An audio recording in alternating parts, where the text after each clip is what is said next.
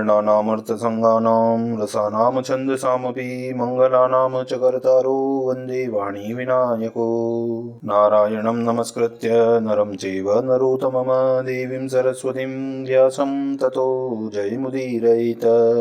गुरुर्ब्रह्मा गुरुर्विष्णु गुरुर्देवो महेश्वर गुरुर्साक्षात् परब्रह्म तस्मै श्रीगुरुवे नमः। अखण्डमण्डलाकारं व्याप्तं येन चराचरं तत्पददर्शितं येन तस्मै श्रीगुरुवे नमः। बोलिए सियावर रामचंद्र भगवान की जय, राधावर कृष्ण कन्हैयालाल भगवान की जय, उमा महेश्वर भगवान की जय, गायत्री ब्रह्मदेव भगवान की जय, सद्गुरुदेव भगवान की जय, माता पिता गुरुदेव की जय, समस्त देवी देवता गण भगवान की जय, समस्त भक्तगण भगवान की जय, समस्त संत गण भगवान की जय। ओम नमः पार्वती पतये, हर हर महादेव। तो मित्रों और आप सभी श्री नरसिंह पुराण के श्रेष्ठ रसिक जनों, श्रोतागणों, अब तक हमने श्री नरसिंह पुराण की कथा को नियमित रूप से क्रमबद्ध रूप से श्रवण किया है, कीर्तन किया है, मनन किया है, भजन किया है। अब हम उसी क्रम में श्री नरसिंह पुराण के 26वें अध्याय की ओर कथा को अग्रसर करते हैं। आप सभी श्रेष्ठ श्रोतागण रसिक जन भगवान श्री नरसिंह जी के श्री चरणों में दृढ़ भक्ति रखते हुए कथा का श्रवण करें, कीर्तन करें, मनन करें, भजन करें। बोलिए श्री नरसिंह भगवान की जय। श्री सूत जी कहते हैं कि हे भरद्वाज जी, इक्ष्वाकु के ज्येष्ठ पुत्र का नाम था विकुशी। वह अपने पिता के मुक्त हो जाने पर महर्षियों द्वारा राज्यपद पर अभिषिक्त हुआ और धर्मपूर्वक पृथ्वी का पालन करने लगा।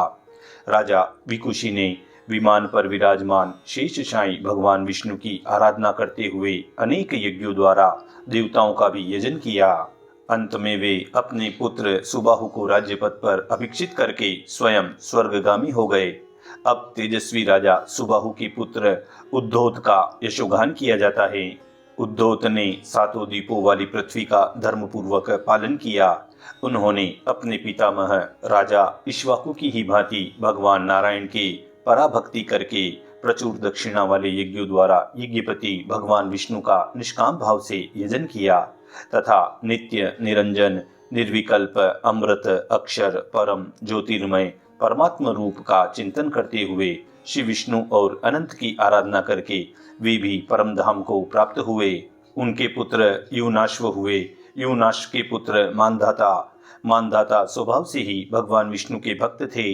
महर्षियों ने जब उनका राज्याभिषेक कर दिया तब शेषशायी भगवान विष्णु की भक्तिपूर्वक आराधना तथा विविध यज्ञों द्वारा यजन करते हुए उन्होंने 7 द्वीपों से युक्त पृथ्वी का पालन किया और अंत में उनका वैकुंठवास हो गया। मानधाता के ही विषय में यह श्लोक अब तक गाया जाता है। यावत् सूर्यः उद्येति समयावच्च प्रतिष्ठति सर्वं तदोवनाश्वस्य मानधातुः क्षेत्रमुच्यते। जहाँ से सूर्य उदय होता है और जहाँ तक जाकर अस्त हो जाता है वह सब यूनाश्व के पुत्र मानधाता का ही क्षेत्र कहलाता है। इस प्रकार यह श्लोक कहा गया। मानधाता का पुत्र पुरुकुत्स्य या पुरुकुत्स हुआ, जिसने यज्ञ और दान के द्वारा देवताओं तथा ब्राह्मणों को संतुष्ट किया था। पुरुकुत्स से दृषद और दृषद से अभिशंभु हुआ, अभिशंभु से दारुण और दारुण से सगर का जन्म हुआ, सगर से हर्यश्व, हर्यश्व से हारित, हारित से रोहिताश्व, रोहिताश्व से अंशुमान और अंशुमान से भागीरथ हुए, जो पूर्व काल में बहुत बड़ी तपस्या करके समस्त पापों का नाश करने वाली और चारों पुरुषार्थों को देने वाली माँ गंगा को आकाश से पृथ्वी पर ले आए। उन्होंने गंगा जल के स्पर्श से अपने सगर संज्ञक पितरों को, जो महर्षि कपिल जी के शाप से दग्ध होकर अस्थि भस्म होकर शेष रह गए थे, उनको स्वर्गलोक को पहुंचा दिया। भागीरथ से सोदास और सोदास से सत्रसव का जन्म हुआ, सत्रसव से अनरण्य और अनरण्य से दीर्घबाहु का जन्म हुआ, दीर्घबाहु से अज तथा अज से राजा दशरथ का जन्म हुआ। इनके घर में साक्षात भगवान नारायण रावण का नाश करने के लिए राम रूप से अवतीर्ण हुए थे।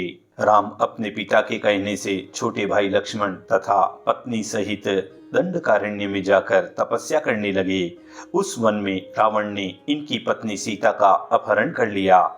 इससे दुखी होकर वे अपने भाई लक्ष्मण को साथ लेकर अनेक करोड़ों वानर सेना को अधिपति के सुग्रीव को सहायक बनाकर चल देते हैं और महासागर में पुल बांधकर उन सबके साथ लंका में जा पहुंचते हैं। वहां देवताओं के मार्ग का कांटा बने हुए रावण को उसके बंधु बांधवों सहित मारकर सीता जी को साथ लेकर पुनः अयोध्या में लौट आए। अयोध्या में श्री भरत जी ने उनका राजा के पद पर अभिषेक किया। श्री राम ने विभीषण को लंका का राज्य पद दिया और विष्णु प्रतिमा युक्त विमान देकर अयोध्या से विदा किया। विमान पर विराजमान परमेश्वर विष्णु विभीषण द्वारा ले जाए जाने पर भी राक्षसपुरी लंका में निवास करना नहीं चाहते थे। अतः श्री विभीषण जी ने वहां जिस पवित्र वन की स्थापना की थी उसको देखकर वे उसी में वहां पर स्थित हो गए। वहां महान सर्प शरीर की सैया पर भगवान शयन करते हैं।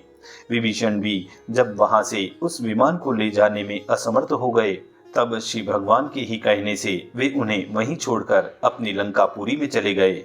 भगवान नारायण की उपस्थिति से वह स्थान महान विष्णु तीर्थ हो गया, जो आज भी श्री रंग क्षेत्र के नाम से प्रसिद्ध देखा जाता है। राम से लव, लव से पद्म, पद्म से ऋतुपर्ण, ऋतुपर्ण से अस्त्रपाणी, अस्त्रपाणी से शुद्धोधन और शुद्धोधन से बुद्ध की उत्पत्ति हुई। बुद्ध से इस वंश की समाप्ति हो जाती है। मैंने यहाँ आपके समक्ष पूर्ववर्ती उन प्रधान महाबली सूर्यवंशी राजाओं का नामोल्लेख किया है, जिन्होंने धर्मपूर्वक पृथ्वी का पालन और यज्ञ क्रियाओं द्वारा देवताओं का भी पोषण किया था। इस प्रकार श्री सूत जी और भरद्वाज जी के मध्य में यह इक्ष्वाकु वंश सूर्यवंश का बहुत मधुर संवाद हुआ। इसी संवाद के अंतर्गत श्री नरसिंह पुराण के 26वें अध्याय की यहाँ पूर्णता व समाप्ति होती है। इति श्री नरसिंह पुराणे सूर्यवंशानुचरितं नाम षट्विंशोऽध्याय पूर्णः। बोलिए श्री नरसिंह भगवान की जय।